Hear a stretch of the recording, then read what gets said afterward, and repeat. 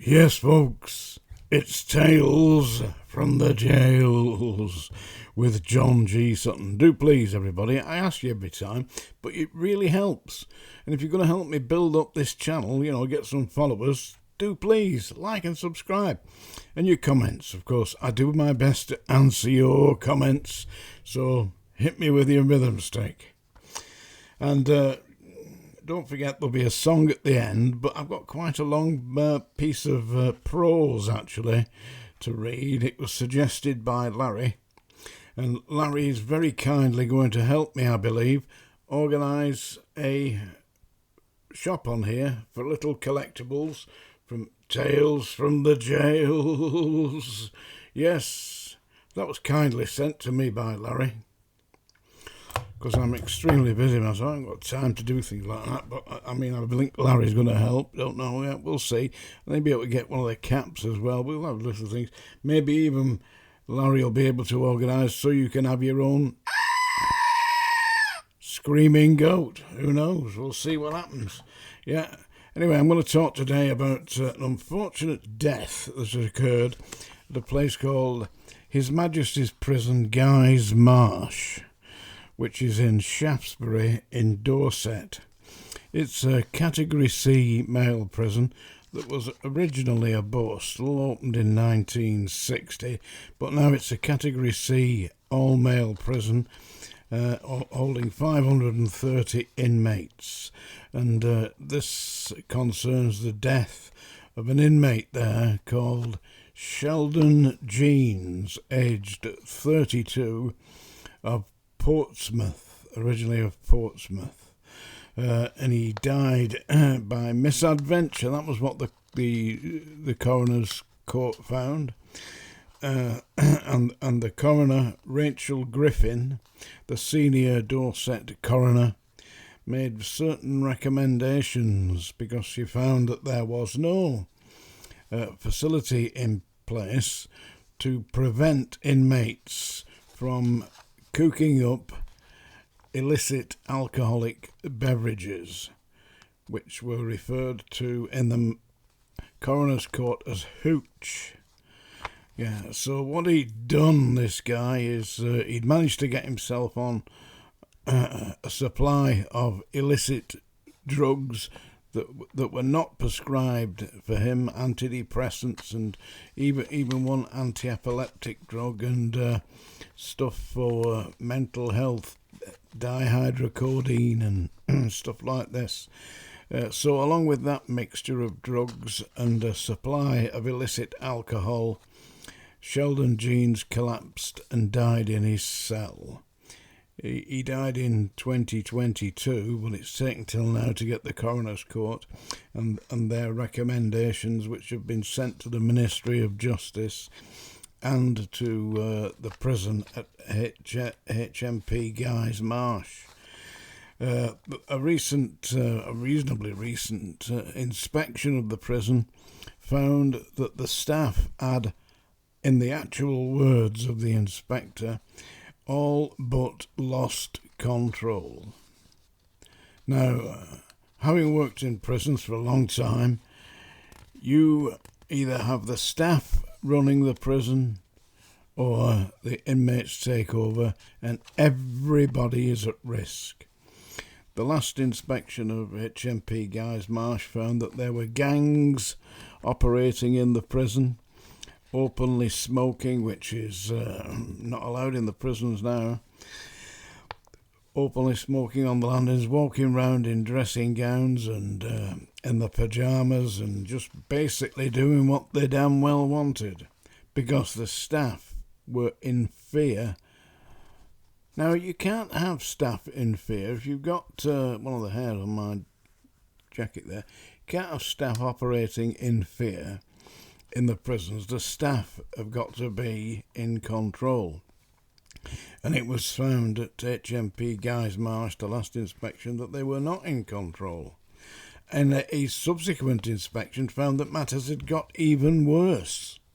The problem is, I keep referring back to this, you cannot put immature young women in charge of dangerous criminal males. A lot of these are sophisticated drug-dealing gang members on the outside, and they will take their streetwise skills into the prison and use them to manipulate the young, vulnerable female staff. There's been no actual risk assessment done on this, and if there had been, it would not have been permitted, because the health and safety is quite clear that you have to be a reasonably robust, fit adult male to deal with dangerous criminals. And, quite obviously, 5'2" 8 stone females with lipstick and handbags ain't gonna do it. What you've got there is a serious potential risk to the safety of the females that are put in there. I'm sure that they go in there intending to do a great job, but it's a job that they can't be doing. It just is an insult to the intelligence of the British public that our prisons are being run like that. Recently at HMP Guy's Marsh, they did manage to find some illicit alcohol. It was 215 litres of illegal booze. HOOCH was found in there. I mean, come on. Somebody's not paying attention here. And they found that there were drugs in the cells, that people had been prescribed drugs in their cells and allowed to take these drugs back to their cells and keep them there. Now, when I was a hospital officer, the basic rule was, if I'm issuing you with drugs, or Largact or whatever it is, I want to see you take it. I want you to open your mouth. I want to look inside to make sure that the medication has gone. No medication in the cells. The only medication that they may have was to do with diabetes, and that would be sugar pills or something like that. But certainly nothing to do with antidepressants. Nope. Anyway, Sheldon Jeans, age 32, dead in his cell at HMP Guy's Marsh. I'm going to put a link down below to the article from the Guardian, so you can read all about it there if you want to read more details about this. But it's rife throughout the prisons.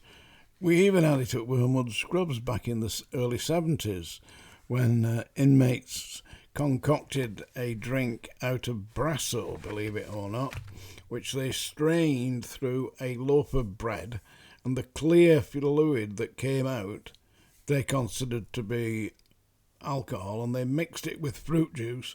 A number of inmates drank it, and it made them blind. Extremely dangerous stuff. You don't know what's going in there. And where are they getting the materials to make this hooch? Out of the kitchens, of course.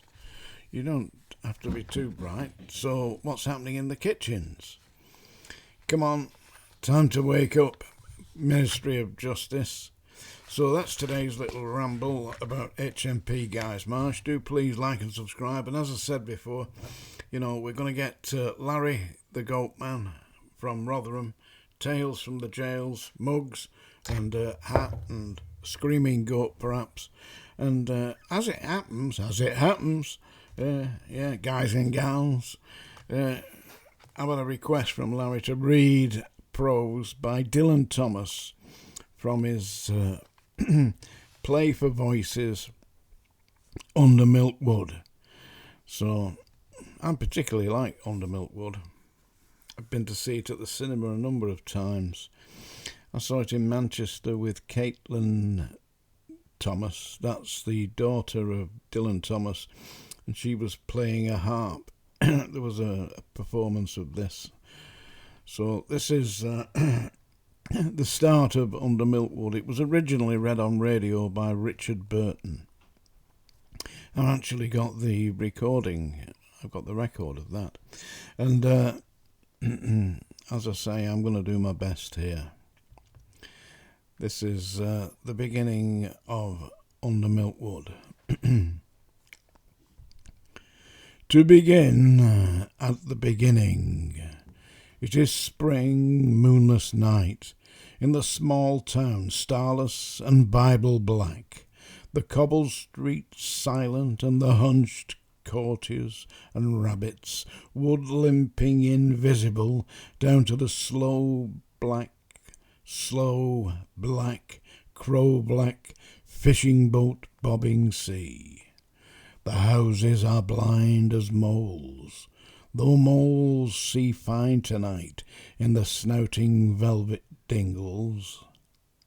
Or blind as Captain Cat, there in the muffled middle by the pump and the town clock, the shops in mourning, the welfare hall in widow's weeds, and all the people of the lulled and dumbfound town are sleeping now. Hush, the babies are sleeping. The farmers, the fishers, the tradesmen and pensioners, cobblers, schoolteacher, postman and publican, the undertaker and the fancy woman, drunkard, dressmaker, preacher, policeman, and the web-foot cockle women and their tidy wives. Young girls lie bedded soft, or glide in their dreams, with rings and trousseau, bridesmaided by the glowworms, down the aisles of the organ-playing wood. The boys are dreaming wicked, or of the bucking ranches of the night, and the Jolly Rogered sea, and all the anthracite statues of the horses sleep in the fields, and the cows in the byres, and the dogs in the wet-nosed yard, and the cats nap in the slant corners, or slopes lie streaking and needling on the one cloud of the roofs. You can hear the dew falling, and the hushed town breathing.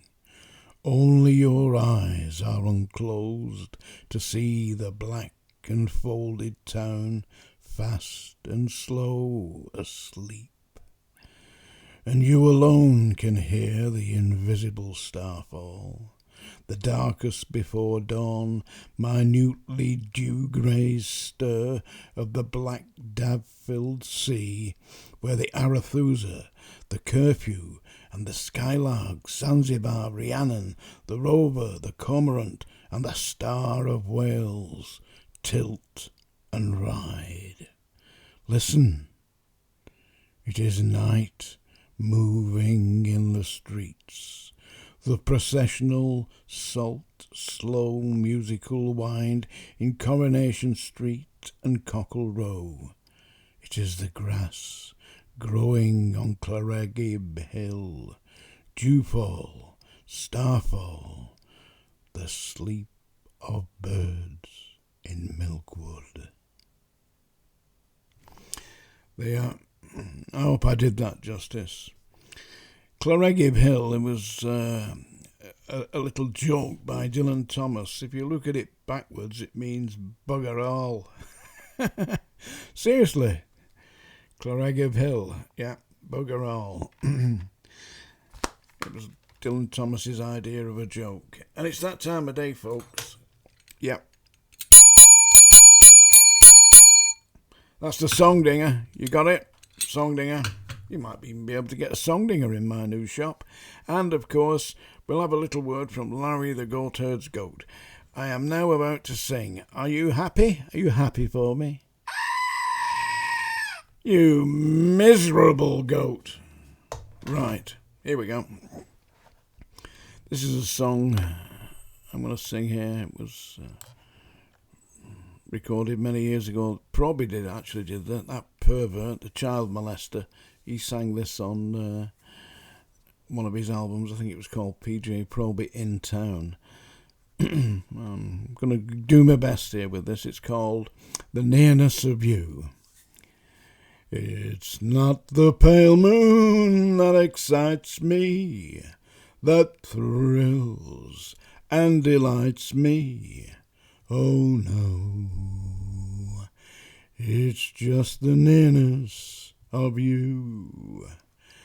It isn't your sweet conversation that brings this sensation. Oh no, it's just the nearness of you when you're in my arms, and I feel you so close to me. All my wildest dreams come true. I need no soft lights to enchant me, if you'll only grant me the right to hold you ever so tight, and to feel in the night the nearness of you. Well, I cocked that one properly, didn't I? Tales from the Jails, folks, with John G. Sutton. Comments, do like and subscribe.